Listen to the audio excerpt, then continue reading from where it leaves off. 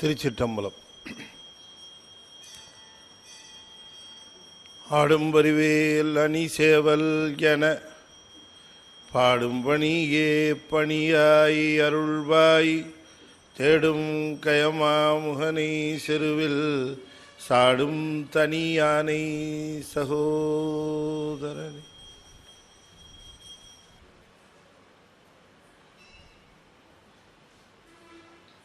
திருச்சிற்றம்பலம்.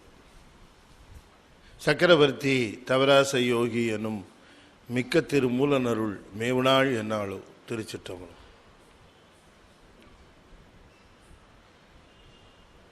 தென்னாடுடைய சிவனே போற்றி, என் நாட்டவர்க்கும் இறைவா போற்றி, வெற்றிவேல் முருகனுக்கு அரோகர.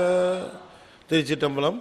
அண்டசராசரங்களுக்கெல்லாம் அதிபதியாக விளங்கக்கூடிய முருகப்பெருமானுடைய ஒப்பற்ற கருணையினாலே அருள்மிகு கமல விநாயகர் சத் சங்கமும் புரசி திருநீர் கழகமும் இணைந்து மிகச்சிறப்பாக நிகழ்த்தி வருகின்ற இந்த திருமந்திர ஞான வேள்வியில் நாம் தொடர்ந்து 5ஆம் தந்திரத்தை சிந்தித்து வரும் முகமாக அதில் சத்தினிவாதம் என்பது பற்றி நாம் இன்றைய தினம் தொடர்ந்து சில செய்திகளை சிந்திப்பதற்கு திருவருள் கூட்டியிருக்கிறது. சென்ற சில வாரங்களாகவே நாம் இந்த சத்தினிவாதத்தை பற்றி நாம் சிந்தித்து வருகிறோம். சைவ சமய அந்த வளர்ச்சியில், ஆன்மீக வளர்ச்சியில், அந்த நெறியில் வருகின்ற பொழுது இந்த பக்குவ முதிர்வு என்ற ஒன்று இந்த சத்தினிவாதத்திலே தான் அது தெளிவாகிறது.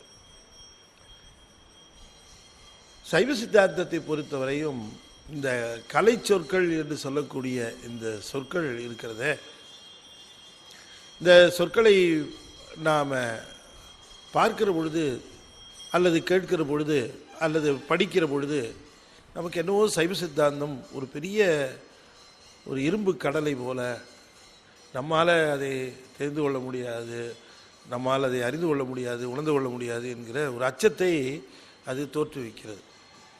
ஆனால் உண்மையிலேயே பார்க்க போனால் உலக சமயங்களிலேயே மிக எளிமையான ஒரு சமயம், எளிமையான கொள்கைகளுடைய சமயம் எது என்று கேட்டால் அது நம்முடைய சைவ சமயம்தான். இந்த சைவ சித்தாந்தங்கிறது அவ்வளோ ஒரு எளிமையான நெறியை பேசுகிற ஒன்று. என்ன சார் இப்படி சொல்கிறீங்க, 14 சாத்திரம் இருக்குது, வேறு எதுக்குமே 14 சாத்திரம் இல்லைங்களே ஐயா, சைவ சித்தாந்தத்துக்கு மட்டும்தானே 14 சாத்திரங்கள். சிவஞான போதம் தொடங்கி அதுக்கு முன்னாடியே 2 திருவுந்தியார், திருக்கணிட்டுப்படியார்லாம் அதுக்கு முன்னாடியே இருக்குது.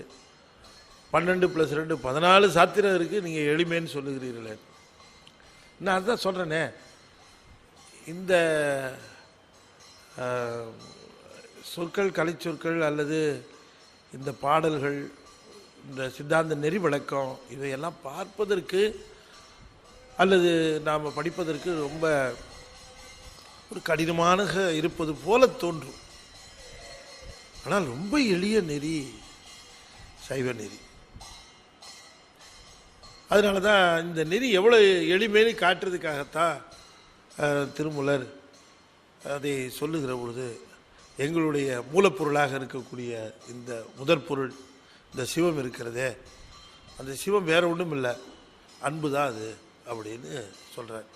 அன்பு சிவம் 2 என்ப அறிகிறார், அன்பே சிவமாவது 6 அறிகிறார், அன்பே சிவமாவது 6 அறிந்தபின் அன்பே சிவமாய் அமர்ந்திருந்தார். முடிஞ்சு போச்சு. இதாங்க மொத்தம் 36 தத்துவத்தை கிடக்கிறதா இருந்தாலும் சரி, இல்லை 14 சாத்திரமாக இருந்தாலும் சரி, இல்லை 12 தோத்திரமாக இருந்தாலும் சரி, இதுதான் நமக்கு ரொம்ப ரொம்ப பழக்கப்பட்ட சொல்லு. இந்த அன்புங்கிற சொல்லு ரொம்ப ரொம்ப பரிச்சயமான சொல்லு, ரொம்ப ரொம்ப கேட்டு கேட்டு பழகின சொல்லு. இந்த அன்பு நம்மால் பின்பற்றப்பட முடியாத ஒரு சொல்லு, அதையும் சொல்லிடுறேன். அன்பு ரொம்ப எளிமையான சொல்லுதான் அன்பு. நீங்கள் அது அவ்வளோ சுலபம்னு நினைக்கிறீங்க நீங்கள்? இந்த அன்பு என்னவோ நம்ம சரி இன்னையிலேருந்து நம்ம ரொம்ப அன்பாக இருக்கிறதுன்னு ஒரு முடிவு எடுத்துடலாம், ரொம்ப அன்பாக இருக்கிறது அப்படின்னு நீங்கள் முடிவு எடுத்து பாருங்களேன். அதுக்கப்புறம் தான் உங்கள் அன்புக்கு வரும் பாருங்கள் சோதனைகள். காந்திக்கு கூட இப்படி சோதனை வந்திருக்காது. உங்களுக்கு அப்படி சோதனை. முதல்ல உங்களை சோதிக்கிறவங்க வீட்டில் இருக்கவங்களே உங்களை சோதிப்பாங்க. என்ன ரொம்ப அன்பா இருக்க போறீங்கன்னு கேள்விப்பட்டேன். இருக்க முடியும் உன்னால? நீ அன்பா இருந்து கிழிச்சது எங்களுக்கு தெரியாது. இப்படி ஆரம்பிப்பாங்க. முதல் சோதனையே இதுதான் அன்புக்கு. இல்லை நான் இருப்பேன், என்னத்தை இருப்பேன் பெருசா, நாங்கள் தான் பார்க்குறோமே எத்தனை வருஷமா உன் அன்பத்தான் அப்படின்னு ஆரம்பிப்பாங்க பாருங்க. விறுவிறுன்னு பிளட்டு ப்ரெஷர் ஏறி சிக்கிச்சு கண்ணெல்லாம் செவந்து காதெல்லாம் புகை விட்டு ஒரு மாதிரி லெவலுக்கு கொண்டு வந்து நம்மளை நிறுத்துற வரைக்கும் அந்த பேச்சு தொடர்ந்துக்கிட்டே இருக்கும். அப்போ அன்புங்கிறது நாம் நினைக்கிற மாதிரி அவ்வளோ ஒரு சுலபமான பின்பற்றக்கூடிய அல்லது கடைப்பிடிக்கக்கூடிய ஒரு உணர்வு அல்ல. அதனால தான் நமக்கு இவ்வளோ துன்பம். இவ்வளவு துன்பம் நாம் ஏன் பட்டு கொண்டு இருக்கிறோம்னா ஆன்மா அன்பில் இருந்து விலகி நிற்பதால் தான். வேண்டும் நின் கழற்கு அன்பு. மணிவாசகர் கேட்கிறார், என்ன வேணும்னு கேட்டார். வேண்டும் நின் கழற்கு அன்பு வேண்டத்தக்கதும் அன்பு. அன்பு தான் வேணும்னு கேட்கிறார். ஏன் போய் கேட்கிறார் அன்பு? சொல்லுங்க பார்க்கலாம். அழுது அழுது நீ பெற்ற அன்பிலே முழுதும் நீ கொளல் முறை என்று சிவபிரகாசர் சொல்றாரு. நீ அழுது அழுது இவ்வளோ அன்பை போய் கேட்டு சிவபெருமான்ட்டேருந்து வாங்கிவிட்டியா, அத்தனையும் நீயே வச்சுக்கலாமா, கொஞ்சம் என்கிட்ட தள்ளுன்னார் கற்பனை கலைஞர் சிவபிரகாசம். அப்போ மணிவாசகர் தான் நமக்கு சரியாக சொல்லி கொடுத்தார். நீ சாமிகிட்ட போய் அருள்னு கேட்காத, ஏன்னா உனக்கு கிடைக்காது. தெளிவாக சொல்லிட்டார், உனக்கு கிடைக்காது. ஏன்னா நீ அருள் பெறணும்னா உங்ககிட்ட அன்பு இருக்கணும்.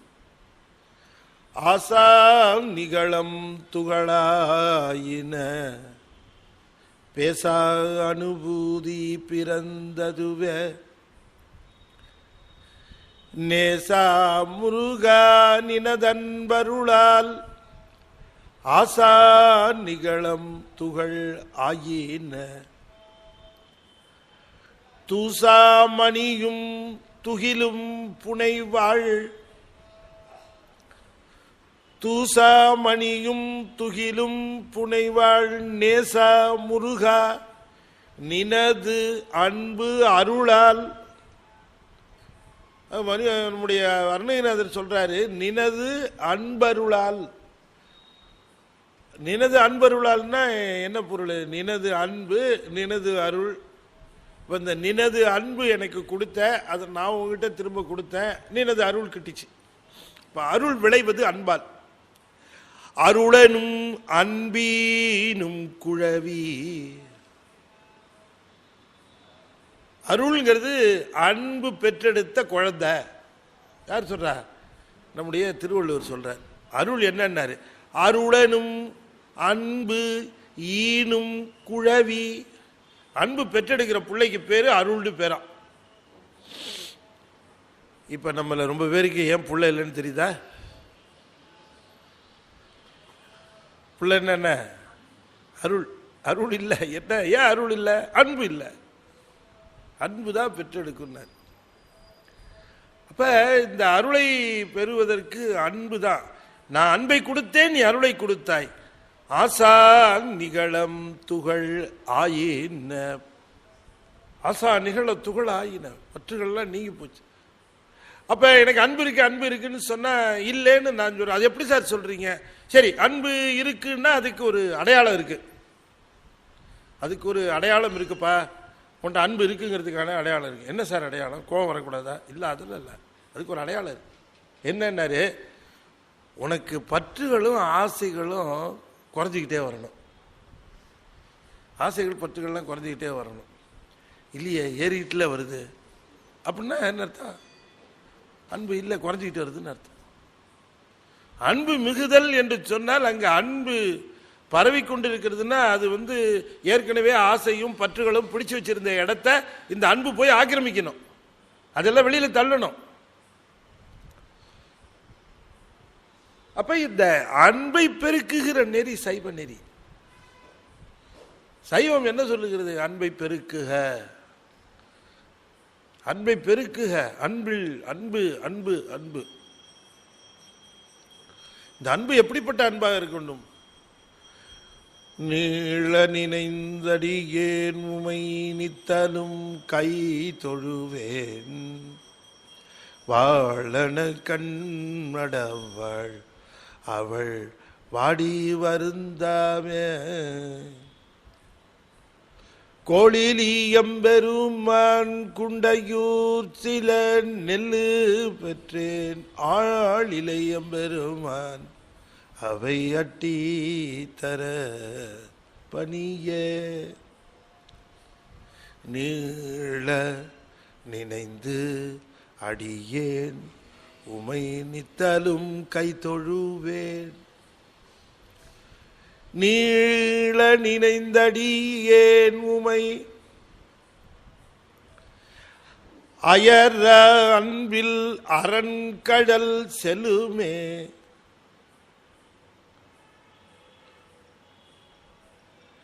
விழா அன்பு காட்டிய யானைக்கு வீடது காட்டி. எத்தனை அன்பு சொல்றது இந்த சைவம். விழா அன்பு, அயரா அன்பு, மறவா அன்பு, எத்தனையோ அன்பு அன்பு அன்பு அன்பை பல்வேறு விதமாக காட்டுது. அன்பு நெறியாக சொல்லப்படுகிற இந்த நெறி சைவ நெறி அன்பை பெருக்குகின்ற நெறி. அன்பு பெருக்குகிறவர்களுக்கு அன்பு பெருக பெருக அப்படியே சாமி கிட்டக்கு வந்துக்கிட்டே இருப்பாராம். ரொம்ப க்ளோஸாக வந்துடுவார். கடைசியில் அன்புமயமாக இருக்கிறவர்கள் சிவமயமாகி விடுகிறார்கள். அவர் கிட்டக்க வந்து வந்து வந்து கடைசியில் அவர் அப்படியே ஆற தழுவி அவரே இவராகவும் இவரே அவராகவும் விளங்குகின்றார்கள். அதனால்தான் அன்பே சிவமாய் அமர்ந்திருந்தாரே. அப்படி நெருங்கி வருது சிவம். நம்ம அன்பு பெருக பெருக நெருங்கி வருது. அன்பு பெருக பெருக நெருங்கி வரும். அப்ப எதிர்மறையா சொல்லணும்னா எப்படி சொல்லலாம்? அன்பு குறைய குறைய விலகி போகும். விலகி போகும். சன்னதியில சாமிக்கு கிட்டக்க எவ்வளவு தூரம் நிக்கிறோங்கிறது மேட்டர் இல்லை. ரொம்ப பக்கத்தில் கூட இருக்கலாம், மூலவருக்கு பக்கத்தில். ஆனா அதனால அவர் சாமிக்கு பக்கத்தில் இருக்காருன்னு அர்த்தமா? இல்லை, கஷ்டம். சாமிக்கு பக்கத்தில் இருக்கிறாருன்னா அவரு அந்த அன்பு மயமாக விளங்குகிற பொழுது இறைவனுக்கு மிக நெருக்கமாக இருக்கிறார்னு அர்த்தம். அன்பு இல்லாம வெறும் உருவத்துக்கு பக்கத்திலேயோ சிலைக்கு பக்கத்திலேயோ அல்லது விக்கிரகத்துக்கு பக்கத்திலேயோ இருந்து சாமிக்கு ரொம்ப நெருக்கமானவர்கள் யாரும் பறைசாட்டி கொள்ளக்கூடாது. அப்படி வாய்ப்பே கிடையாது. அந்த மாதிரி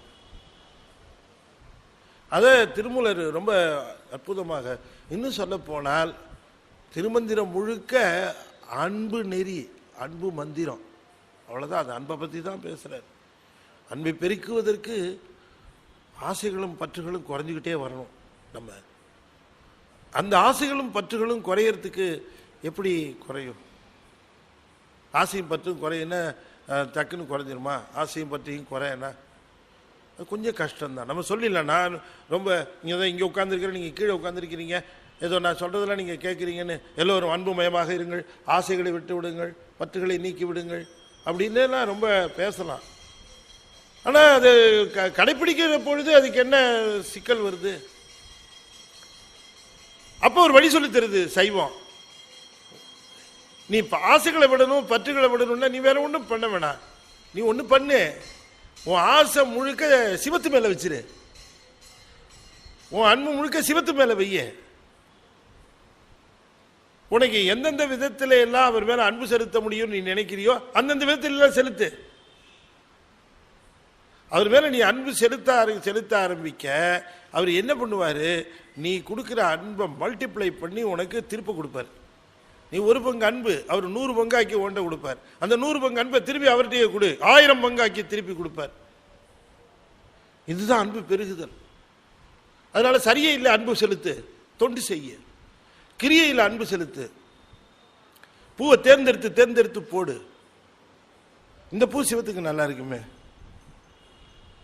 இந்த பூ சிவத்துக்கு நல்லா இருக்குமே, இது மாலையா கட்டி போட்டா நல்லா இருக்குமே, இந்த தூபத்தை காட்டினா நல்லா இருக்குமே இல்லையா? வீட்டில் இருக்கவங்கலாம் பட்னியா இருக்கிறாங்க. அந்த பட்னியா இருக்கிறாங்க, வீட்டில் இருக்கவங்க பட்னியா இருக்கிறாங்கன்னா குழந்தைங்க பட்னியா இருக்குது, பெரியவங்க பட்னியா இருக்கிறாங்க. எவ்வளோ கஷ்டம். இளமையில் இருக்கிறவங்க கூட கொஞ்சம் பசி பொறுக்க முடியும். குழந்தைங்க, வயதான மூத்தவர்கள், முதியவர்கள், இந்த இவ்வளவு கஞ்சி குடிச்சா போதும் அவங்களுக்கு. ஆனால் அது கிடைக்கல. அவங்க முகத்தை பார்க்க முடியல. இந்த அம்மையார் அவரை கூப்பிட்டு கொஞ்சம் கூட இவர் அதை பற்றிய பிரஜையே இல்லாமல் இருக்கிறாரு அப்படின்னுட்டு அவரை கூப்பிட்டு, என்ன எல்லாரும் அப்படி பட்னியாக இருக்கிறாங்க, நீ உங்கள் கையிலையும் துட்டு இல்லை, என்கிட்டையும் ஒன்றும் இல்லை, ஒன்று பண்ணுங்க, நீங்கள் உங்கள் மேலே நான் நிறைய அன்பு வச்சுருக்கிறேன், ஆனால் சாமி மேலே அன்பு வச்சுருக்கிறேன், இதோ இந்த திருமங்கலத்துக்கு பதிலாக ஒரு மஞ்சளை கட்டினா கூட போகிறோம், மஞ்சள் கயிறே போதும், எதுக்கு இந்தாங்க இந்த தாலி எடுத்து கொண்டு வச்சு கொஞ்சம் நெல் வாங்கிட்டு வந்துருங்க, நம்ம வீட்டில் வச்சு பசியை போக்கிக்கலாம் அப்படின்னு சொல்லி கொடுத்தா அதை வாங்கிட்டு போகிறார். போனவர் என்ன பண்ணாருன்னு உங்களுக்கு தெரியும் இல்லையா? அதை எடுத்துகிட்டு போனவர் அதை எடுத்துகிட்டு போய் அவர் சிந்தனை முழுக்க மற்றவங்க பசியோ, தனக்கு உறவாக இருக்கிறவங்க பசியோ, அது உற்றாருடைய பசியோ அவருக்கு கவனத்தில் இல்லை.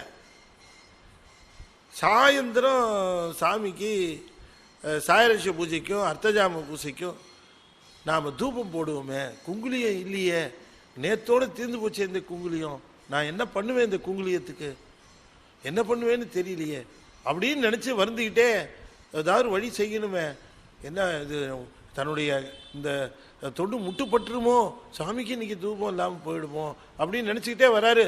ஒருத்தன் சின்ன ஒரு வண்டியில் வச்சுக்கிட்டு பெரிய மூட்டையை வச்சுட்டு வரான். அங்கேயே பார்க்குறாரு, எப்பா அது என்னப்பா அது குங்குலியம், ஆடாடாடாடா, இந்த சாமிக்கு தான் எவ்வளோ கருணை, நான் எதை தேடிட்டு போயிட்டு இருக்கேனோ அதை என்கிட்டயே அனுப்புகிறாரு, மூட்டையை கொடுப்பாரு.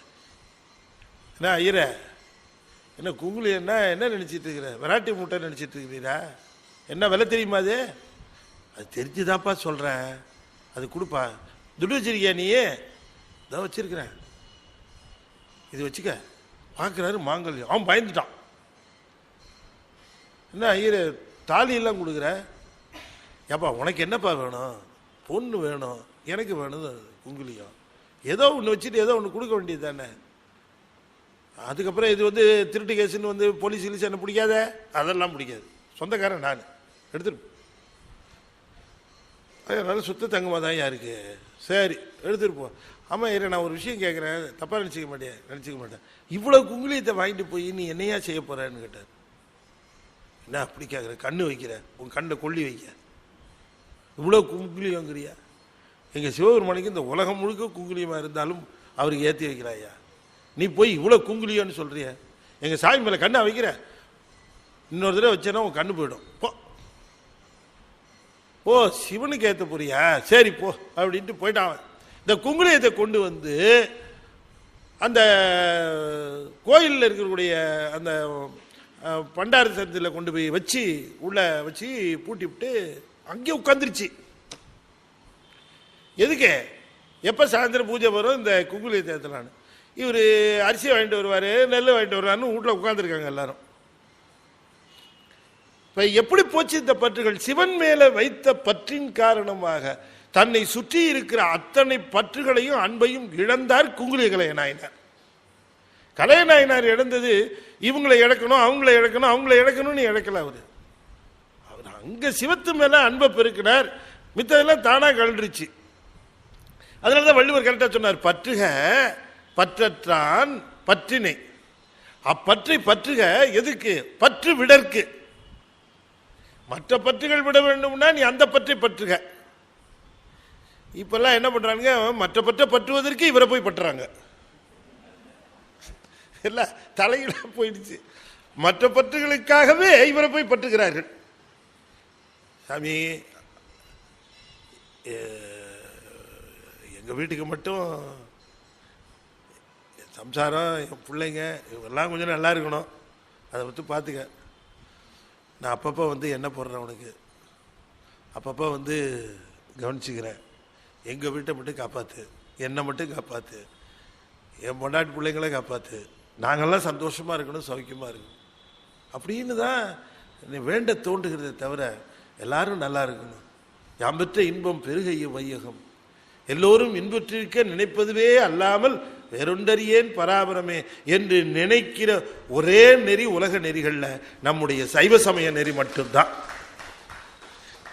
நான் முன்னால சொன்ன பாருங்க, வேண்டியதில்லை, அது மித்த சமயங்கள். நான் நல்லா இருக்கணும், என் பொண்டாடி பிள்ளை நல்லா இருக்கணும், எல்லாரும் நல்லா இருக்குன்றது தான் மற்ற சமயம். ஆனால் சைவ சமயம் என்ன நினைக்கிறது?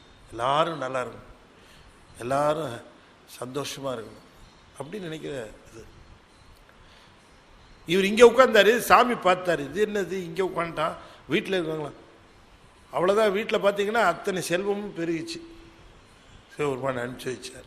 கூலியகலை நாயனார் வரலாறு நீங்கள் கேட்டிருப்பீங்க. அப்போ நாம் அன்பை பெருக்கிக் கொள்ள வேண்டும். சரியில் ஆகட்டும், ஏதாவது ஒரு நெறியில் போகணும். அந்த நெறியில் அன்பு பெருகி அவரையே நாம் சதா சர்வ காலமும் அவருக்காகவே தொண்டு, அவருக்காகவே எல்லாத்தையும், அந்த ஆசையெல்லாம் அவருக்காகவே, எல்லாத்தையும் அவருக்காகவே அதை நாம் செய்து அந்த அன்பை பெருக்க வேண்டும். இப்போ நம்முடைய பிரச்சனைகள் எல்லாம், இந்த துன்பங்கள், இந்த நெறிகள், நான் சொன்னது போல் சைவ சமய நெறி ரொம்ப ரொம்ப சுலபமான நெறின்னு சொன்னேன். சுலபமான நெறின்னா ஒரு காம்ப்ளிகேஷனும் கிடையாது. ஆனால் இதில் நிறைய கலைச்சொற்கள், இருவினை ஒப்பு, மலபரிபாகம், சத்தினிபாதம், அப்படி இல்லை என்னென்னவெல்லாம் அப்படி வருகிறது. சரியை, கிரியை, யோகம், ஞானம், தாசமார்க்கம், சற்புத்திர மார்க்கம், சகமார்க்கம், சன்மார்க்கம், ஓய்யா ஒரு மார்க்கம் வேணாம் அப்படின்னு கிளம்பிடுறான். நான் என் மார்க்கத்தை பார்க்கிறேன்னு. அதெல்லாம் ஒன்றும் இல்லை, நீ வாப்பா, நீ எல்லாம் ரொம்ப சுலபமான நெறிப்பா, எல்லாம் ஒன்றும் பிரச்சனையே கிடையாது. நீ பூஜை பண்ணால் இப்படி தான் பண்ணணும், நீ வழிபாடு செஞ்சால் இப்படி தான் செய்யணும். என்ன கூட யாரோ ஒருத்தர் கேட்டாங்க, சிவ பூஜை எப்படி செய்யறதுன்னு. உன்னால் எப்படிலாம் செய்ய முடியுமோ அதுக்கு பேர் சிவ பூஜைன்னு பேருங்க.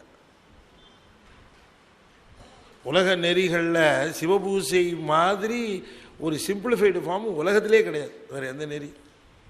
சிவபூஜைன்னா என்ன? உன்னால் என்னென்னலாம் செய்ய முடியுமோ அதுக்கு பேர் சிவபூஜைன்னு பேர். மலர் தூவிப்பு தான் போட முடியும் என்னால், சிவபூஜை. ஆனால் ஒன்றே ஒன்று, அது என்னன்னா உன்னுடைய எண்ணம் முழுக்க அன்பு சிவத்தின் மேல் இருந்தால் போதும். நீ கல்லை விட்டு எறிஞ்சா கூட இல்லையா, எங்கேயாவது ஒரு சமயத்தில் கேள்விப்பட்டிருக்கீங்களா? சொல்லுங்க பார்க்கலாம். கல்லை விட்டு எறிகிறார், அந்த கல்லையும் அவர் மலர் போல ஏற்றுக்கொள்கிறார்னா, கல் கல்லா இல்லை, எரிகிற பொழுது தான் கல், அங்கே போய் சேரும்போது அது பூவா மாறிடுச்சு.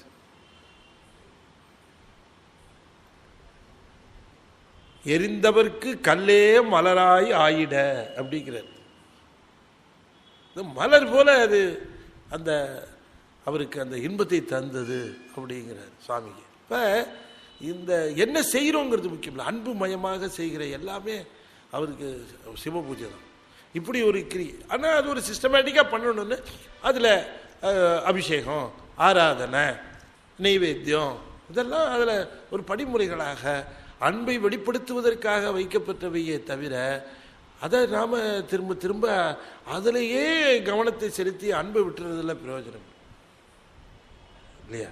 அன்பு செலுத்துவதற்கு, அன்பை பெருக்குவதற்கான வருகின்ற வழிமுறைகள். சரி, இப்போ நம்முடைய இந்த பிறப்பு, நமக்கு இப்போ இந்த பிறப்பினுடைய இந்த சமாச்சாரங்கள்லாம் நமக்கு தெரிஞ்சு போச்சு. என்ன தெரிஞ்சு போச்சு? சரி, ஏற்கனவே எதோ நம்ம வாழ்க்கையில் நம்முடைய வினைப்பயன்களாக இருக்குது, அந்த வினைப்பயன்களில் கொஞ்சத்தை எடுத்து அனுபவிக்கிறதுக்காக இந்த பிறப்பு வந்திருக்குது. சாமி இந்த பிறவியை கொடுத்துருக்கிறார். இது டைம் பவுண்டு, இது நிச்சயமாக ஒரு கால எல்லைக்குள்ளேயே முடிஞ்சு போயிடும் நிச்சயமாக. ஏன்னா எத்தனையோ பேர் நம்ம கண்ணு முன்பாகவே தோன்றி இருந்து ஒடுங்குவதை நம்ம பார்க்குறோம். அப்போ இது நமக்கும் தானே. இது சாமி நம்மகிட்ட வந்து தனியாக சொல்லுவார், நீ ஒரு நாள் இறந்து போவேன்னு எனக்கு சொல்லவே இல்லை சார், எனக்கு இன்ஃபர்மேஷனே வரல இது வரைக்கும், அதனால் நான் எப்போ இங்கே தான் இருப்பேன் அப்படின்னு நான் சொல்லிட்டு இருப்போம். ஒருத்தன் நடக்கிறத பார்க்குற பொழுது இப்படி தான் நடந்துகிட்டு இருக்கு இந்த உலகத்தில், அதனால் எனக்கும் ஒரு நாள் இது மாதிரி நடக்கும்னு அந்த உறுதிப்பாடை தெரிஞ்சுக்கணுமா இல்லையா? அப்போ இந்த ஒரு டைம் பவுண்டா, ஒரு குறிப்பிட்ட கால எல்லைக்குள்ளே முடிந்து போகிற இந்த வாழ்க்கையில் நாம் சந்தோஷமாக, நிம்மதியாக, இன்பமயமாக இருப்பது எப்படி? இங்கேயே அந்த பக்கம் போய் நிம்மதியாக இருக்கிறோம், சந்தோஷமாக இருக்கிறோம், நிறையா கொடுப்பாரு, சொர்க்கத்தில் கொண்டு விடுவார், அப்புறம் சொர்க்கத்தில் இந்த இதெல்லாம் தரும், அதெல்லாம் ஒரு பக்கம் இருக்கட்டும். இங்கே சந்தோஷமாக இருக்கிறது எப்படி? இங்கே நிம்மதியாக இருக்கிறது எப்படி? இங்கே எவ்வளவு துன்பங்களுக்கு இடையேயும் நாம் ஆனந்தமாக இருப்பது எப்படி? அல்லது இங்கிருந்து இந்த ஆனந்தமயமாக இருக்கிற அந்த நிலையிலேயே இங்கிருந்து நீங்குவது எப்படி? ஒரு உறுதிப்பாடு வேணும் இல்லை? இங்கிருந்து நீங்குகிற பொழுது எந்த விதமான குழப்பமும் இல்லாமல் தெளிவாக இங்கிருந்து நாம் நீங்குவது போல அது ஒரு தெளிவு வரணும் இல்லை?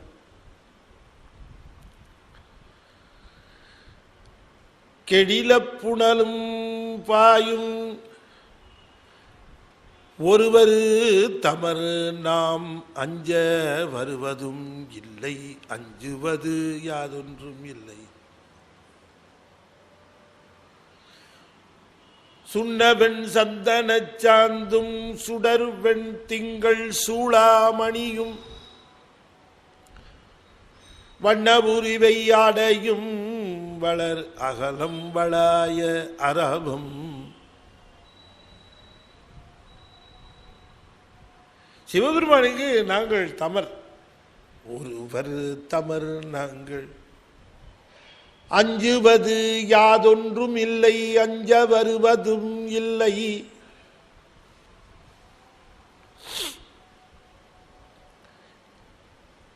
ரொம்ப ஒரு சிறப்பாக நம்முடைய சமயத்தில் அதை எடுத்து சொல்லி இருக்கிற பொழுது நாம் அந்த தெளிவை புரிந்து கொள்ள வேண்டும் என்பதற்காகத்தான் நம்ம சமயத்தை சார்ந்த ஞானிகள் எல்லாம் அதை பாடல்களாக நமக்கு தந்துவிட்டு போயிருக்கிறார்கள்.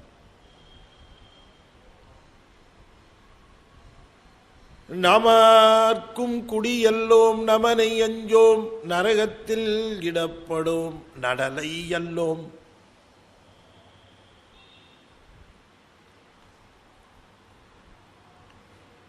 ஏமாப்போம் பிரியறியோம் பணிவோம் அல்லோம், இன்பமே என்னாலும் துன்பமில்லை. அப்பர் சுவாமிகளை பொறுத்த வரைக்கும் ரொம்ப ஒரு ஒரு சமாச்சாரம் என்ன அப்படின்னு கேட்டால், ரொம்ப ப்ராக்டிக்கலாக நமக்கு வழிகாட்டிட்டு போனவரில் அப்பர் ரொம்ப ஒரு உயர்ந்த இடம். அவர் நமக்கு நல்லா தெரியுது, ப்ராக்டிக்கலாக நம்ம என்ன கஷ்டப்படுறோம், என்ன சமாச்சாரம் ஏது எல்லாம் தெரியுது. ரொம்ப கஷ்டப்படுறான் சுவாமி. தேவாரம் சாமியுடைய பாடல்கள் தான் தேவாரம் என்கிற அந்த புகழ் பெற்றவையாக அந்த காலத்திலேயே, அவர் காலத்திலேயே அது விளங்கிற்று. அந்த தேவாரம் நமக்கு என்னெல்லாம் விளைவிக்கும் என்ற அந்த அற்புதத்தை பார்க்கிற பொழுது சுவாமி தன்னுடைய வாழ்க்கையிலிருந்தே அந்த உதாரணங்களை எடுத்து காட்டுகிறார். ஒரு காலத்தில் சிவனை விட்டு பிரிந்திருந்த பொழுது இந்த சூளை நோயினால் ரொம்ப அவஸ்தைப்பட்டேன். இந்த சூளை நோய் என்னை வருத்துன்னு வருத்திருச்சு, வாட்டுன்னு வாட்டிடுச்சு. ஆனால் என்னைக்கு சிவனை சேர்ந்தனோ, அது சேர்ந்ததுக்கு பிறகு சுண்ணாம்பு காலவாயில் போடுறான், யானையை விட்டு இடற வைக்கிறான். அது மட்டும் இல்லை, நஞ்சு சோறு கொடுக்குறான், கல்லில் கட்டி கடலில் போடுறான். இதெல்லாம் கண்டு ஒன்றுத்தை பார்த்து ஒன்றும் பயம் இல்லை. கூற்றாயினவாறு விளக்குகிறீர் கொடுமை பல செய்தன நான் என்ன சூளை நோய்க்கு சொன்னவர் இந்த துன்பங்களை எல்லாம் கொடுத்த பொழுது அதே மாதிரி சொல்லியிருக்கணும்ல. ஐயோ, இந்த சுண்ணாம்பு காலவாய் என்னை இப்படி பாடாப்படுத்துதே சாமி, இந்த சுண்ணாம்பு காலவாயில் என்னால் உட்காரவே முடியலையே, எப்படியாவது என்னை காப்பாத்துங்க அப்படின்லாம் சொல்லியிருக்கணும்.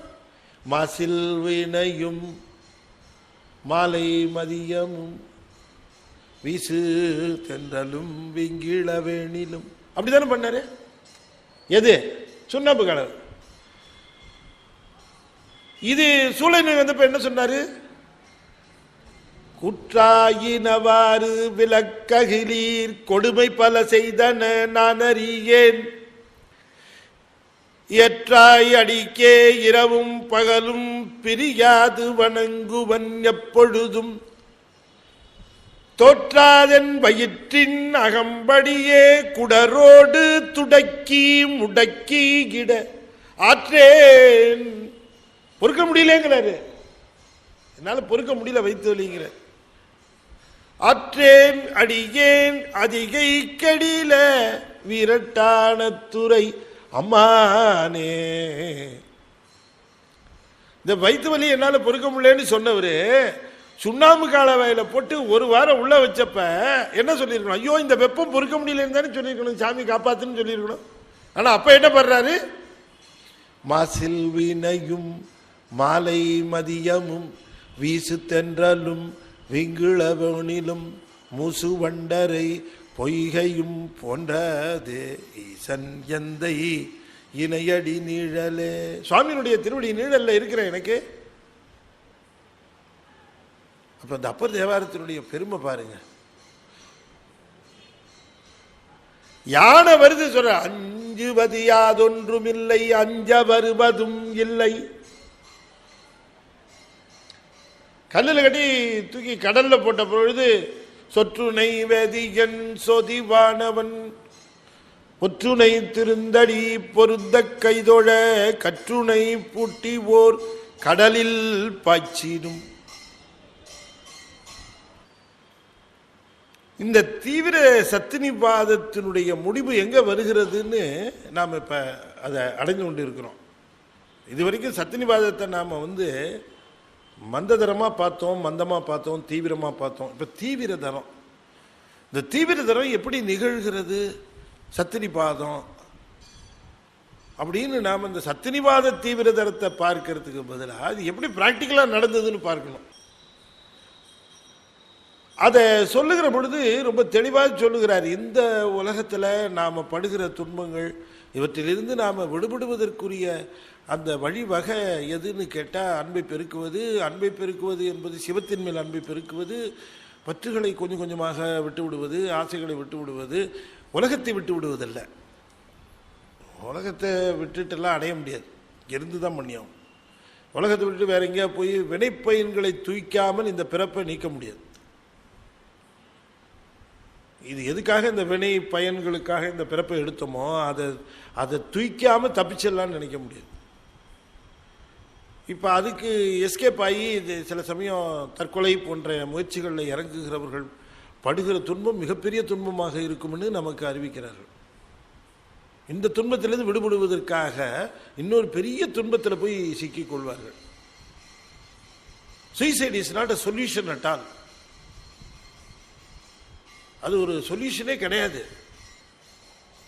கவுன்சிலிங் சரியா பண்ணணும். இந்த மாதிரியான துன்பம் அதிகமாக இருக்கிற பொழுது கவுன்சிலிங் பண்ணணும். யாருக்கு இல்லை துன்பம்? தேவர்களுக்கு இல்லையா? தேவர்களை விட மேல் உலகத்தில் இருக்கக்கூடிய மற்ற விண்ணவர்களுக்கு எல்லாத்துக்குமே இருக்கு துன்பங்கள். துன்பங்கள் இல்லாததே கிடையாது, இல்லாதவர்களே கிடையாது.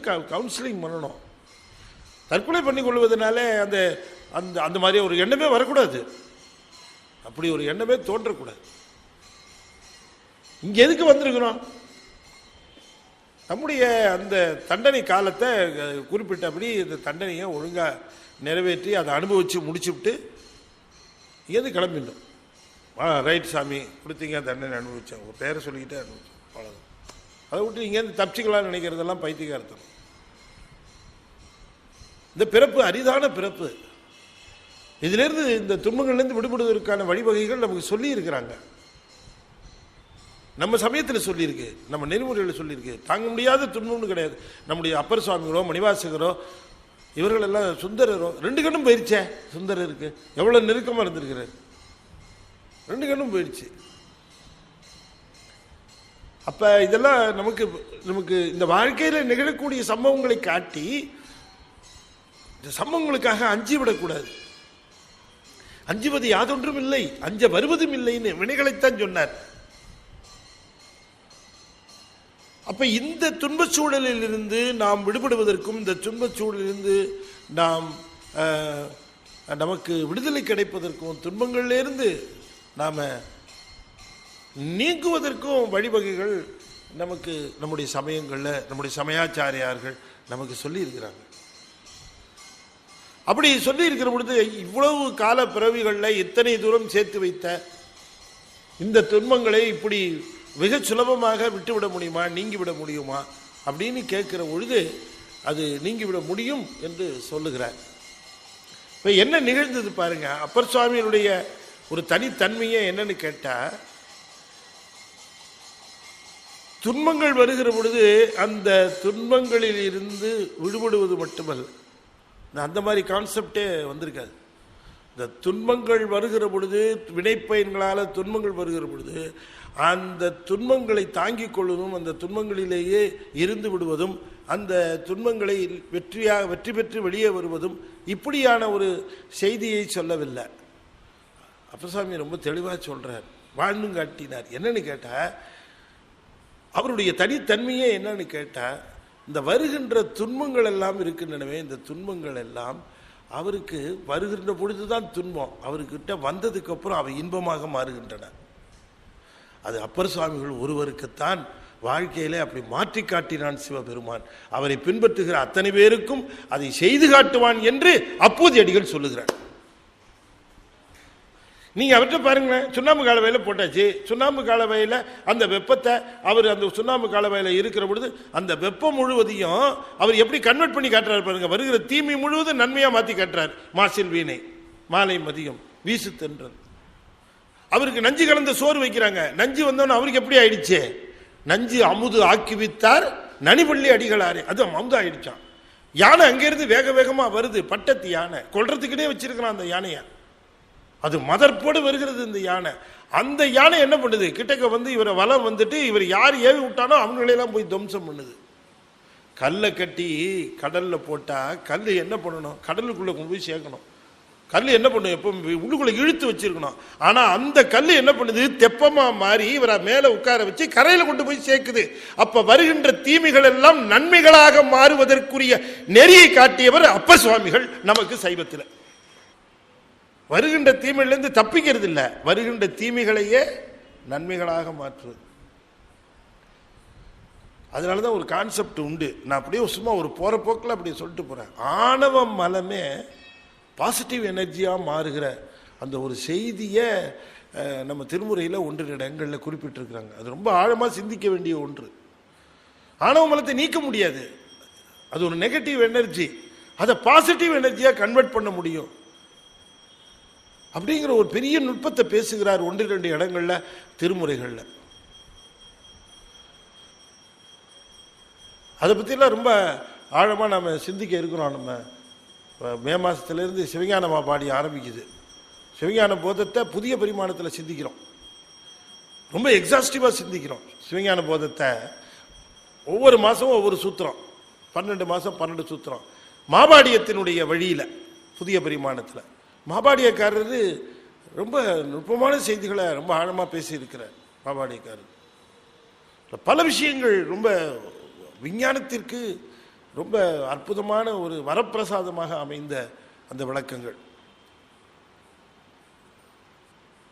நாளைக்கு இன்ஃபோசிஸ் ஹாலில் புக்கிங், நாளைக்கு இந்த ராமலிங்க வந்திருக்கிறாங்க ஐயா நினைவுபடுத்துறதுக்காக. நாளைக்கும் அடுத்த மாதம் 2வது ஞாயிற்றுக்கிழமையும் அங்கே போனீங்கன்னா பதிவு பண்ணி அங்கேயே ஃபீஸையும் கட்டிட்டு வந்துடலாம். ஒரு பெரிய ஒரு வேள்வி அது, சிவஞான மாபாடிய வேள்வி. சிவஞான போதத்தை மாபாடியத்தை அந்த மாதிரி அப்படி ஒரு சிந்தனையாக நாள் முழுக்க அது சிந்திக்கிறது.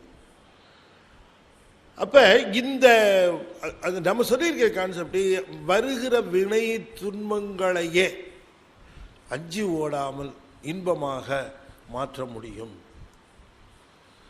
நம்மை உடையவர் கடற்கீழே நயந்த திருத்தொண்டாலே இம்மையிலும் பிழைப்பதென. இப்ப இந்த நுணுக்கம், அந்த ஒரு பாயிண்ட், அந்த ஒரு முக்கியமான ஒரு எண்ணம், அதை திருமூலர் குறிப்பிடுகிறார் தீவிர சத்தினிபாதத்தில்.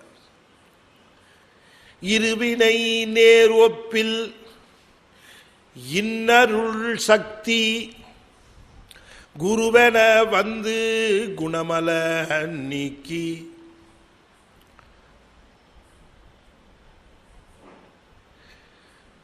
தருவது ஞானமென. இதை தருவது ஞானம் என உணர்கின்ற பொழுது,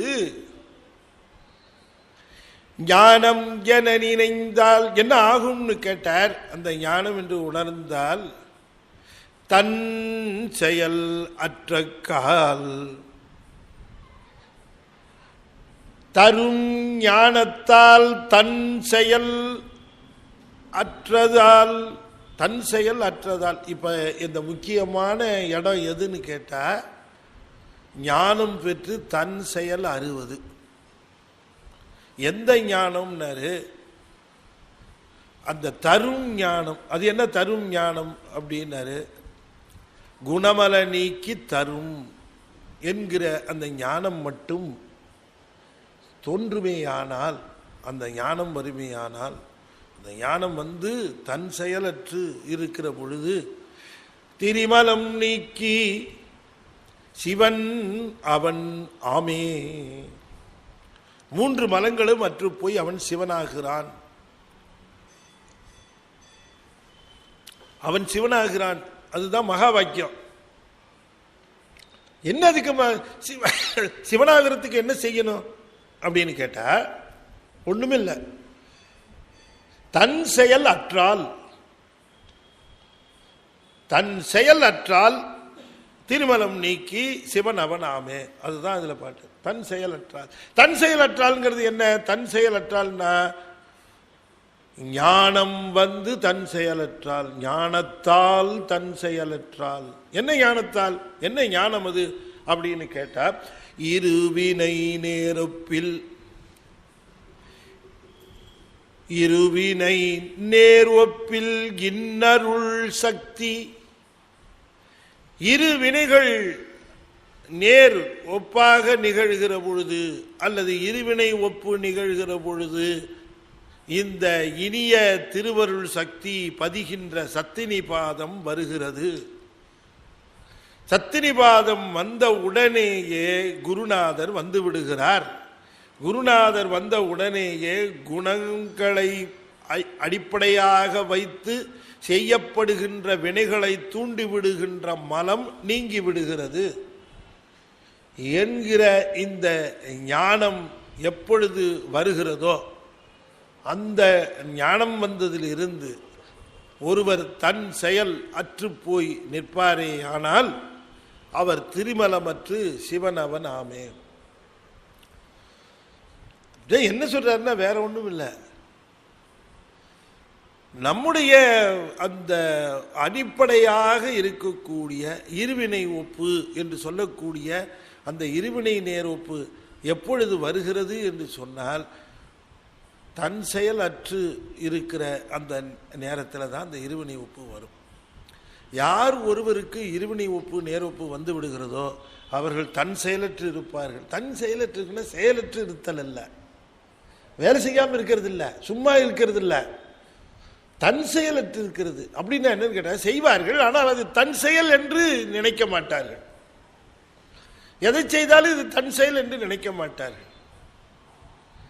அப்ப எதையும் தன் செயல் என்று நினைக்காமல் இச்செயல் இறைவனால் எனக்கு தூண்டப்பட்டு நான் செய்கின்றேன் என்ற கருத்திலே இருக்கிறவர்களுக்கு என்ன ஆகும்னா, இருவினை நேர் ஒப்பில் எதிலையும் விருப்பம் வராது, வெறுப்பும் வராது.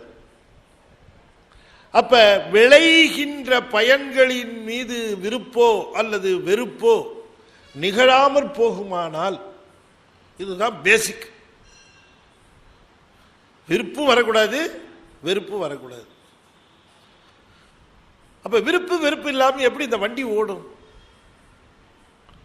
இந்த வாழ்க்கை வண்டி ஓடி ஆகணுமே, ஏதாவது ஒரு விருப்பு இருக்கணும் இல்ல? இப்ப இவ்வளவு கஷ்டப்பட்டு ஏன் இங்க வரோம்? ஏதோ ஒரு விருப்பு. என்ன விருப்பு? ஏதோ திருமந்திரம் சொல்றான், நம்ம என்னன்னு கேட்போம், கேட்டுதான் வைப்போம். இன்னைக்காவது புரியாதா? வந்துருவோம். என்ன சார் இப்படி சொல்றீங்க நீங்க? புரியுது, புரியாம போகல. அது எப்படி புரியாம போகும்? புரியுது, ஆனால் அது சஸ்டெயின் பண்ண மாட்டேங்குது சார். அப்படிதான் என்கிட்ட கூட சொல்றாங்க. மலேசியாவில் பல இடங்கள் எல்லாம் எனக்கு சொல்லுகிற பொழுது என்ன சொல்றாங்கன்னா, கேட்டுக்கிட்டே இருக்கிறோம் சார் இந்த திருமந்திரத்தை. நான் இன்னும் ஒருத்தர் சொல்றாரு, நான் இன்னும் 1ஆம் தந்திரத்தை விட்டு இன்னும் போகலை சார். இந்த 1ஆம் தந்திரத்தை தான் திரும்ப திரும்ப திரும்ப காலையிலையும் மத்தியானம் சாயந்தரம், காலையில் மத்தியானம் சாயந்தரம், போகும்போது 2 மணி நேரம், வரும்போது 2 மணி நேரம் காரில் போட்டு கேட்டுக்கிட்டே தான் சார் இருக்கேன். கேட்டுகிட்டே தான் இருக்கேன். கேட்டு கேட்டு கேட்டு கேட்டு புரிஞ்சாதானே சார் அடுத்ததுக்கு போகிறது. புரிகிற மாதிரி இருக்கு, அப்புறமா கண்டினியூட்டி டக்குன்னு விட்டு போகுது. எதுக்கும் இன்னொரு தடவை அந்த உபதேசத்தை கேட்டு வருவோன்னு திரும்ப போட வேண்டியிருக்கு. போட இதெல்லாம் எப்போ சொன்னார்? ஏன்னா 1 வாரமாக 1 மாதமாக இதை தானே கேட்டுக்கிட்டு இருக்கிறோம் அப்படின்னா கேட்காதது மாதிரியே இருக்குது. புதுசு புதுசா இருக்கு.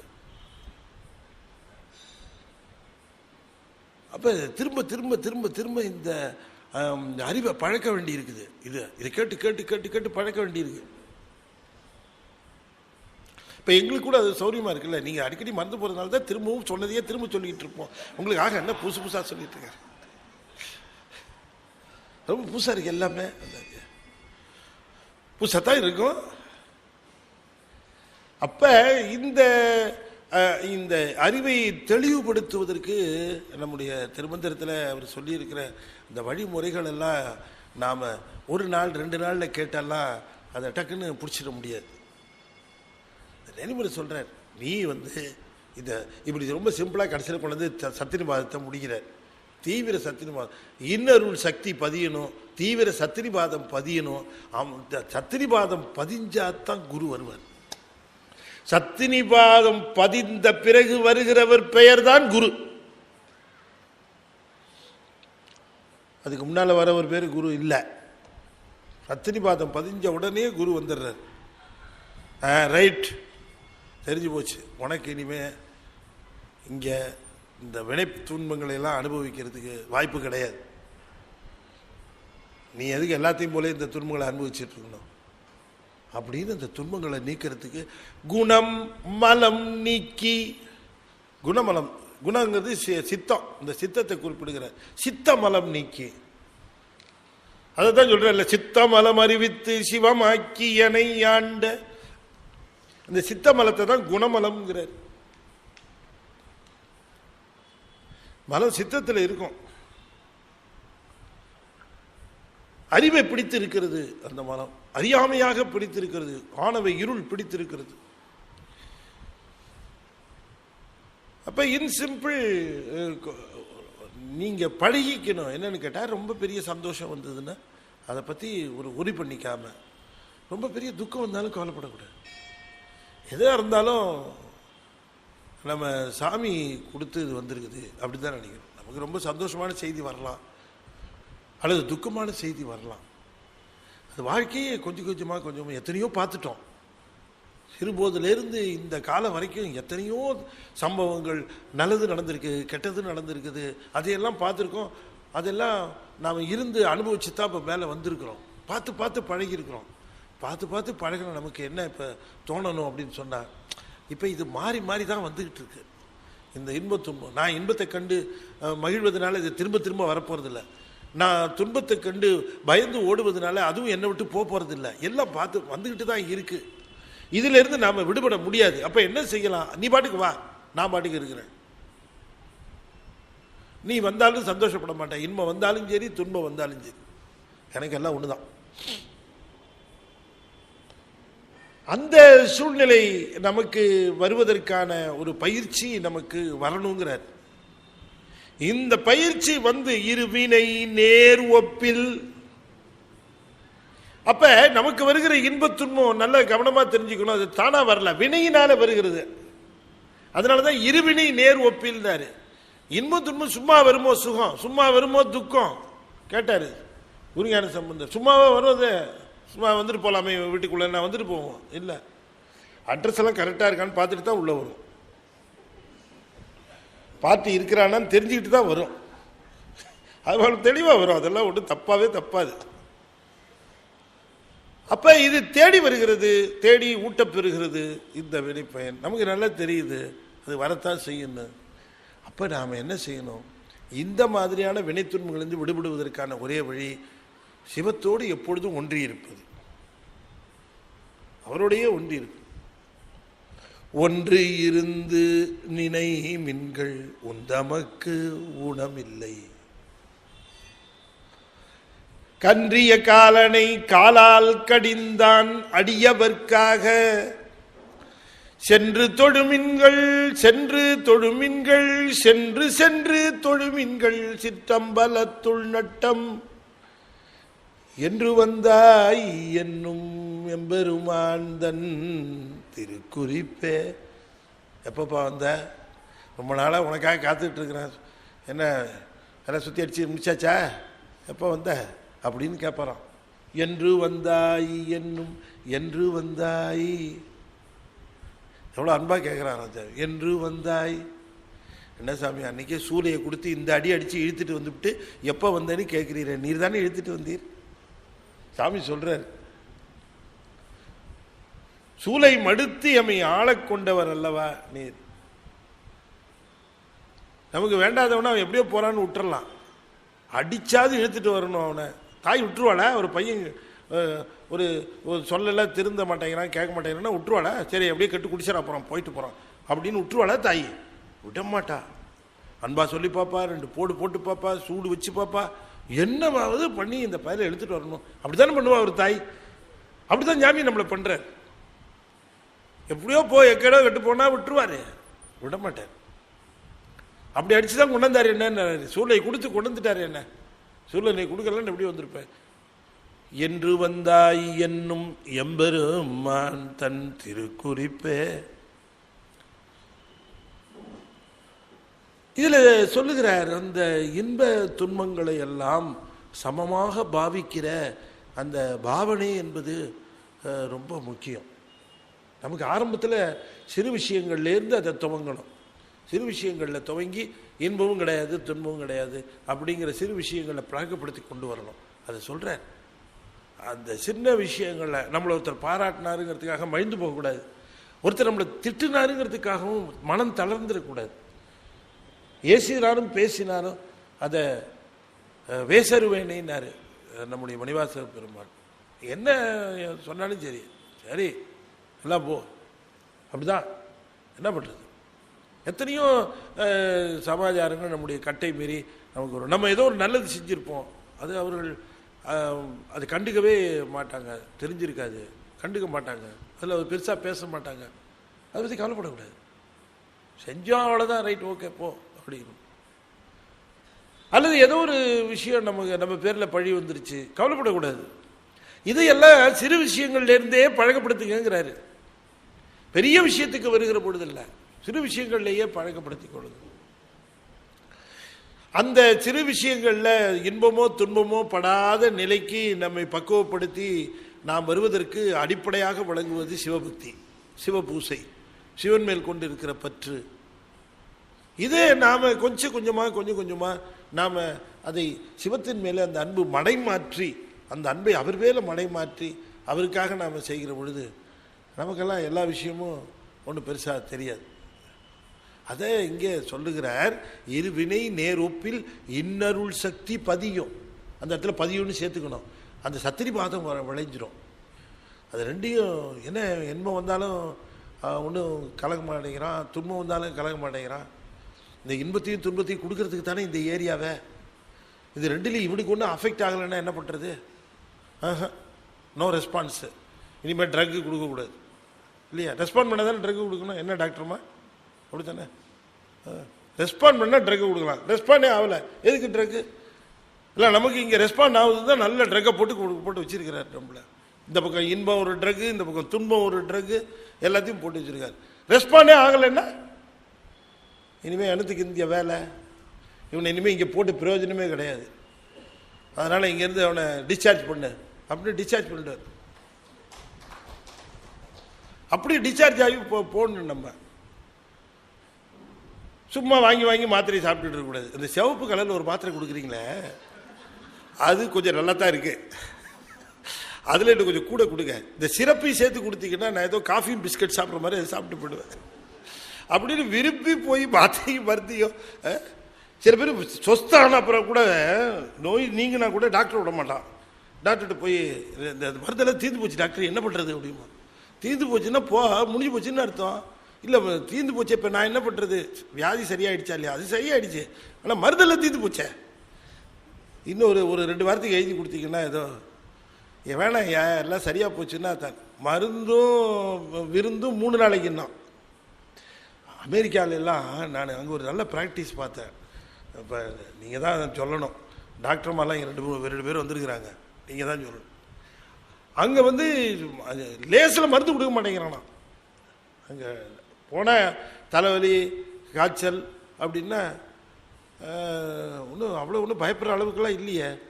2 நாள் கழிச்சு வாங்கன்னு அனுப்பிச்சிட்றானா திரும்ப. எது தலைவலி காய்ச்சலுக்கு தலைவலி காய்ச்சலுக்கே அனுப்பிச்சிடறான் திருப்பி. ரொம்ப முடியல, நடக்க முடியல, அப்படி இப்படின்னு வந்தால் தான் ஏதாவது ஒரு ட்ரக் வந்து ப்ரிஸ்கிரைப் பண்ணி ஏதாவது கொடுக்கறது, அந்த மாதிரிலாம் கொடுக்குறாங்க. அவன் என்ன சொல்கிறான்னா, நேச்சுரலாகவே உள்ளே வந்து அந்த சிஸ்டம் இதாகும். இப்போ ஒரு ஒரு அன்பர் ஒருத்தர் சொன்னார், அவர் ஃபோன் பண்ணி பேசுகிறார் இருந்தார், அவர் யூஎஸில். அவர் போகும்போது காரில் ஒரு பேட்டி போயிட்டு இருந்தது தான். அந்த பேட்டி இப்போ கேட்டாராம், அவர் உங்ககிட்ட நான் ஷேர் பண்ணிக்கணுங்க ஐயா அதை அப்படின்ட்டார். அந்த பேட்டி கொடுத்தவர் பெரிய டாக்டர். அவரே இவங்க பேட்டி காட்டுறாங்க. அந்த டாக்டர் சொல்கிறாரு, நான் இப்போ வந்து அவர் வந்து இப்போ வேர்ல்டு ஃபேமஸ், அவருக்கு நோபல்லாம் வந்து இப்போ ரெக்கமெண்ட் பண்ணிகிட்டு இருக்கிறாங்களாம் அவர் கொடுக்குறது. அவர் என்ன கண்டுபிடிச்சிருக்காருன்னா, மருந்தை வந்து மருந்தால் நோயை தீர்க்கறதுக்கு பதிலாக ஒரு உடம்பில் இருக்கக்கூடிய மருந்து கொடுத்து ஒரு நோய் வந்திருக்குன்னா மருந்து கொடுத்து அந்த நோயை தீர்க்கறதை விட அந்த உடம்பில் இருக்கக்கூடிய இம்யூனிட்டி பவரை இம்ப்ரூவ் பண்ணுறது, எதிர்ப்பு சக்தி, அந்த இம்யூனிட்டி பவரை இம்ப்ரூவ் பண்ணி அந்த இம்யூனிட்டி பவரே அந்த நோயை ஃபைட் பண்ணி அந்த நோயை நீக்கிக்கிறதுக்கான மெத்தடு தான் சிறந்த மெத்தடு. அதனால் இந்த இம்யூனிட்டி பவரை நாம் இம்ப்ரூவ் பண்ணணும். அதுதான் இப்போ சிஸ்டம். இம்யூனிட்டி பவரை இமீடியட்டாக இம்ப்ரூவ் பண்ணுறதுக்கு, உடம்பில் இம்யூனிட்டி பவரை எல்லாருக்கும் இம்ப்ரூவ் பண்ணுறதுக்கு என்னென்னலாம் ப்ரிஸ்கிரிப்ஷன் இருக்குது, எதெல்லாம் சாப்பிட்டா இம்ப்ரூவ் ஆகும் அப்படிங்கிறத ரெகுலராக ப்ரிஸ்கிரைப் பண்ணுறேன் அப்படின்றாரு அந்த டாக்டர். அவருக்கு பெரிய பெரிய டாக்டர் டீம் எல்லாம் அவரை பேட்டி காண்றாங்க. யார்? அந்த டாக்டரை. அப்படி நீங்கள் சொல்கிறீங்களே, இந்த இம்யூனிட்டி இம்ப்ரூவ் பண்ணுறதுக்கு நீங்கள் என்ன ரெக்கமெண்ட் பண்ணுறீங்க? அதுக்கு ரொம்ப சிறந்த அந்த மருந்துகள்லாம் இருக்குது. ஆனால் நேச்சுரலாகவே அந்த மருந்துகள் இருக்குது. அதில் ரொம்ப முக்கியமான மருந்து எதுன்னு கேட்டால், அவர் சொன்னது கேட்டப்புறம் அதை கேட்டுட்டு இருந்தவருக்கு மயக்கமே வந்துருச்சான். என்ன, மிகச்சிறந்த இம்யூனிட்டி பவர் கொடுக்குற ஒரு மருந்து ஒன்று இருக்குது, அதுக்கு பேர் மஞ்சள்னு பேருன்னாராம். இது நம்ம ஊர் மஞ்சத்தூள். மஞ்சத்தூளை அவ்வளோ தூரம் பேசியிருக்காரு அவர். இந்த டர்மரிக்கா, அது டர்மரிக் பவுடர், அந்த மஞ்சத்தூள், அதை சொல்லிட்டு அவர் சொல்கிறாராம். நம்மளால அமெரிக்காவில் கேட்குறாரு ரேடியோவில், உங்களுக்கு மீண்டும் ஒரு தடவை வாசகர்களுக்கு நினைவுபடுத்திக் கொள்கிறேன், இப்பொழுது நீங்கள் கேட்டுக்கொண்டிருப்பது அமெரிக்காவிலே ஒரு ரேடியோவிலே கொடுக்கப்படுகிற பேட்டி. அப்போ அவன் கேட்கும்போது திரும்ப இந்த மஞ்சளை எப்படி பயன்படுத்துறது, அதே போல் பிளாக் பெப்பர், அடுத்தது இது பிளாக் பெப்பர் பயந்துடாதீங்க, நம்ம ஊர் மிளகு ஜீரகம், இந்த மிளகு இதெல்லாம் வந்து உணவு வகைகளில் சேர்த்தா இம்யூனிட்டி பவர் இம்ப்ரூவ் ஆகிருப்போம். இதை எப்படி சேர்த்துக்கிறது அப்படின்னு நீங்கள் ரொம்ப ஆச்சரியப்படுவீங்க. ஆமாம், அது நீங்கள் என்ன வழி சொல்கிறீங்க, எப்படி சேர்த்துக்கிறது, இது எப்படி உணவுப் பொருளாக சேர்த்துக்கிறது? இதுக்கு ஒரு சிறந்த வழி இருக்குது. இதை ரெண்டையும் ரொம்ப உணவுப் பொருளாக சேர்த்துக்கிறதுல ரொம்ப வல்லவர்களாக இருக்கிறவங்க இந்தியாவை சேர்ந்த, குறிப்பாக தமிழகத்தை சேர்ந்த மக்கள் தான். சரி, அவர் சொல்கிறாராம், இந்த தமிழக சாப்பாடில் தான் இந்த மஞ்சத்தூள் இதெல்லாம் இந்த இம்யூனிட்டி பவர் இம்ப்ரூவ் பண்ணுறதுக்கான இந்த சமாச்சாரங்களை எல்லாம் சேர்த்து இதுக்கு பேர் மசாலான்னு பேர் வச்சிருக்கான். அதனால உங்களுக்கு எப்பெல்லாம் வாய்ப்பு கிடைக்குதோ அப்ப எல்லாம் இந்த சவுத் இந்தியன் ஃபுட் எங்கெங்க கிடைக்குதோ அங்கெல்லாம் போய் சாப்பிடுங்க அப்படின்னாரா அந்த ஆளு. அவளையெல்லாம் நீ போய் சவுத் இந்தியன் ஃபுட் இருக்கதா போகிறான். நம்ம ஆளு பர்கர் எங்க இருக்குது, பிஸா எங்க இருக்குதுன்னு இங்க தேடி வந்துகிட்டு இருக்கிறான். அவன் சொல்றான், இந்த உணவு தாண்டா உடம்புல தானாகவே இவர்கள் இந்த இம்யூனிட்டி பவர் இம்ப்ரூவ் ஆகிறதுனால உலகத்திலேயே கேன்சர் மிகவும் குறைவாக அஃபெக்ட் ஆகிறவர்கள் இந்த மாதிரியான உணவுப் பொருட்களை சேர்த்த இந்த தமிழகத்தில் தான் ரொம்ப கேன்சர் அஃபெக்டட் வந்து ரொம்ப கம்மியாக இருக்குது. காரணம், இப்போ கூட அங்கே கேன்சர் அதிகமாகிட்டு இருக்குது. காரணம், அவர்களும் அந்த உணவை விட்ட காரணத்தினாலே அப்படின்னு சொல்லி இது அவர் அங்கேருந்து எனக்கு ஃபோன் பண்ணி சொல்கிறாரு. இந்த மஞ்சத்தூளுக்கும் இந்த மிளகுக்கும் இந்த ஜீரகத்துக்கும் இருக்கக்கூடிய அந்த பெருமையை அவ்வளோ தூரம் எடுத்து சொல்லுகிறார். அதனால் எங்கே வாய்ப்பு கிடைக்குதோ அங்கெல்லாம் நீங்கள் சவுத் இந்தியன் ஃபுட் சாப்பிடுங்க. அவங்களுக்கு தான் அதை சரியான விகிதத்தில் கலந்து சமையல் செய்ய தெரியுது. இல்லை ஒன்று பண்ணுங்க, ஒரு சவுத் இந்தியன் குக்கை வச்சு இங்கே வேலைக்குன்றாராம். எப்படி போயிட்டுருக்கு பாருங்கள். அதனால் இனிமேல் ஐடி கம்பெனிக்காரங்களுக்கு வேலையை விட சவுத் இந்தியன் குக்குக்கு அதிகமான வேலை வாய்ப்பு அதிகமாக இருக்கும் போல தெரிகிறது. அவ்வளவு ஒரு இதாக அந்த நோபல் பிரைஸ் வாங்க போகிற அவர் சொல்லியிருக்கிறார். எதுக்கு சொல்ல வரேன்னா, இந்த உடம்புல இருக்கக்கூடிய இம்யூனிட்டி பவர் இம்ப்ரூவ் ஆகிறதுக்குரிய அந்த உணவுப் பொருள்களை இந்த உணவிலேயே உணவுப் பொருளாக சேர்த்து அதையே சமையல் செய்து கொடுத்து அதையே சாப்பாடாக செய்து இந்த உடம்பை பல்வேறு வியாதிகளிலிருந்து காப்பாற்றக்கூடிய தன்மையை கண்டுபிடித்த தமிழன் இந்த உயிரிலும் இம்யூனிட்டி பவரை அதிகப்படுத்தி இதற்கு மலம் வினைகள் இவற்றால துன்பம் வராமல் இருப்பதற்கு சிவநெறியும் சிவபூசையும் தந்திருக்கிறான் தமிழன். அதுவும் இம்யூனிட்டி பவர் நமக்கு.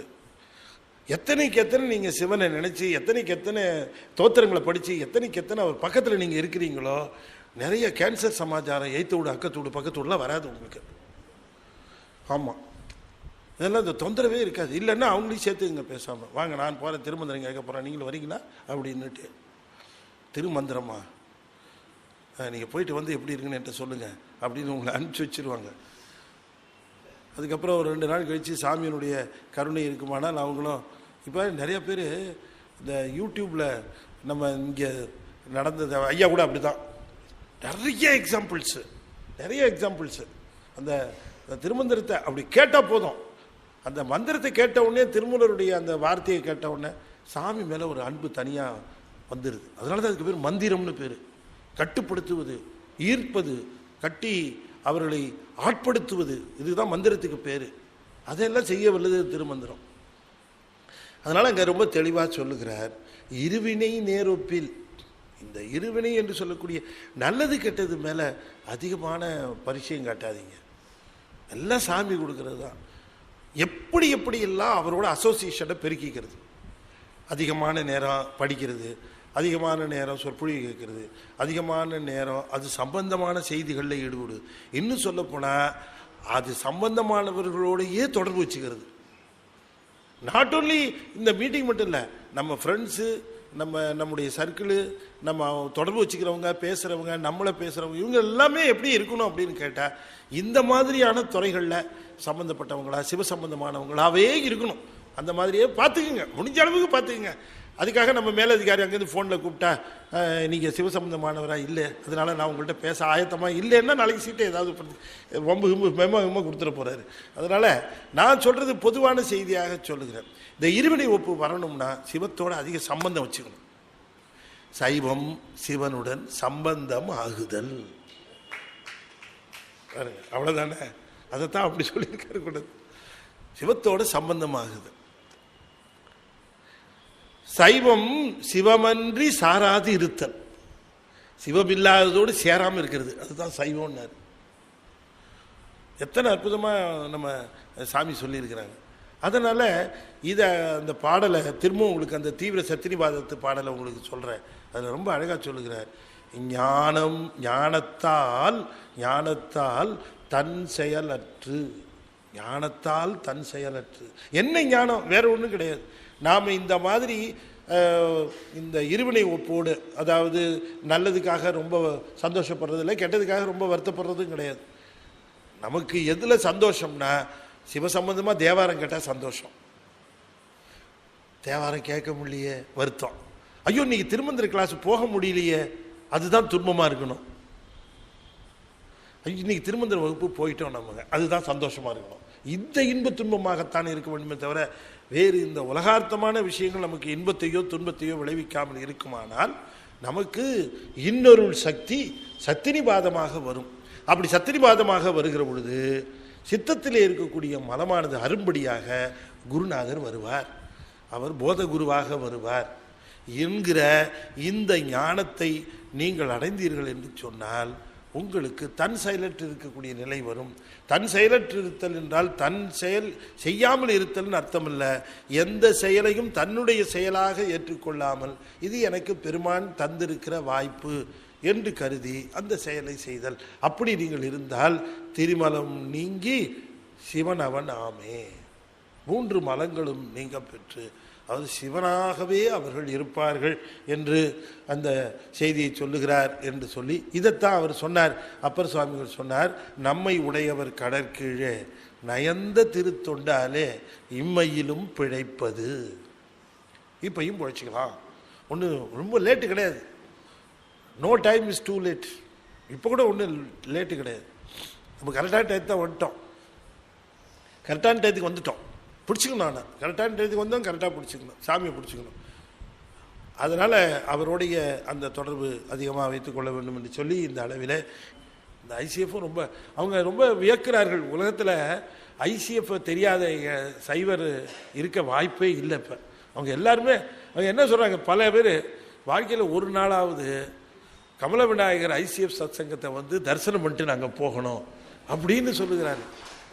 அது ஒரு புண்ணிய பூமி. அது இப்படியே தான் சொல்கிறாங்க.